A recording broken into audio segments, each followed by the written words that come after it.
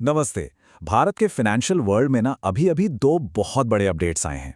एक तरफ लोन लेना सस्ता हो सकता है और दूसरी तरफ बैंकिंग के कुछ पुराने नियम पूरी तरह बदल रहे हैं। तो चलिए आज इन्हीं बदलावों को थोड़ा आसान भाषा में समझते हैं। तो सवाल यह है कि एक सस्ते होम लोन और बैंक लॉकर के लिए बने नए नियमों के बीच आखिर क्या कनेक्शन हो सकता है। सुनने में तो ये दोनों बातें बिल्कुल अलग लगती हैं, है ना? पर आज हम देखेंगे कि ये कैसे एक ही बड़ी तस्वीर के दो हिस्से हैं। तो चलिए सबसे पहले उस बड़े फैसले की बात करते हैं जो सुर्खियों में है। भारतीय रिजर्व बैंक यानी आरबीआई का ब्याज दरें घटाने का फैसला।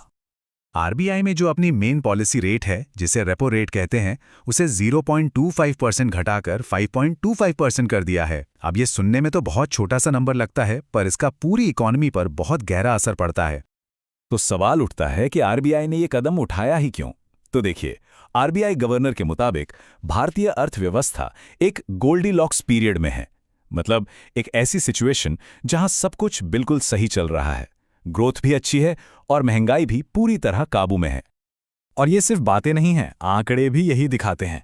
जीडीपी ग्रोथ का अनुमान 6.8% से बढ़ाकर 7.3% कर दिया गया है और वहीं दूसरी तरफ महंगाई का अनुमान 2.6% से घटाकर सिर्फ 2.0% पर ले आए हैं। इसी शानदार बैलेंस ने आरबीआई को ये मौका दिया कि वो इकोनॉमी को थोड़ा और बूस्ट दे सकें। ठीक है, तो ये तो हो गया कि क्या हुआ और क्यों हुआ, पर अब समझते हैं कि इस सिस्टम असल में काम कैसे करता है। मतलब बैंकों पर इसका असर कैसे होता है। इसे बिल्कुल सिंपल तरीके से समझते हैं। रेपो रेट वो ब्याज दर है जिस पर आरबीआई, जो कि बैंकों का बैंक है, दूसरे कमर्शियल बैंकों को पैसा उधार देता है।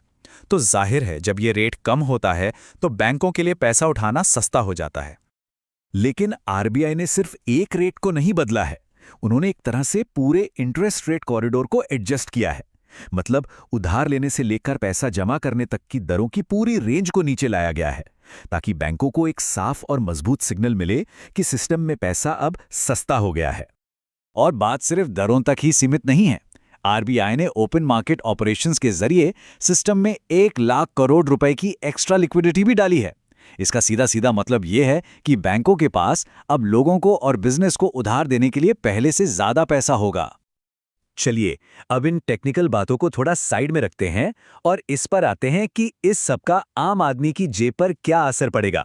मतलब इस कहानी में विनर कौन है और लूजर कौन। तो देखिए, इस फैसले के दो पहलू हैं। जो लोग घर या गाड़ी के लिए लोन लेने का सोच रहे हैं, उनके लिए तो ये एक अच्छी खबर है, उनकी ईएमआई कम हो सकती है।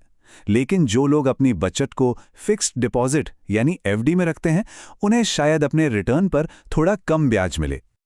और हाँ, इसका एक बहुत बड़ा फायदा रियल एस्टेट सेक्टर को मिल सकता है। जब लोन सस्ता होता है तो जाहिर है कि ज़्यादा लोग घर खरीदने का प्लान बनाते हैं, तो एक तरह से यह मार्केट के लिए सेंटिमेंट बूस्टर का काम करता है। लेकिन जैसा कि हम जानते हैं, हर सिक्के के दो पहलू होते हैं। तो अब ये भी देख लेते हैं कि इस फैसले से जुड़े कुछ संभावित खतरे या रिस्क क्या हो सकते हैं। एक कहावत है ना, दुनिया में कुछ भी मुफ्त में नहीं मिलता। तो सवाल यह है कि इस सस्ते कर्ज की कीमत क्या चुकानी पड़ सकती है। सबसे बड़ा रिस्क है हमारे रुपए पर। होता क्या है कि जब भारत में ब्याज दरें कम होती हैं तो विदेशी निवेशकों के लिए यहां पैसा रखना उतना आकर्षक नहीं रहता। वो अपना पैसा कहीं और ले जा सकते हैं, जिससे डॉलर के मुकाबले रुपए पर दबाव बढ़ सकता है और वो कमज़ोर हो सकता है।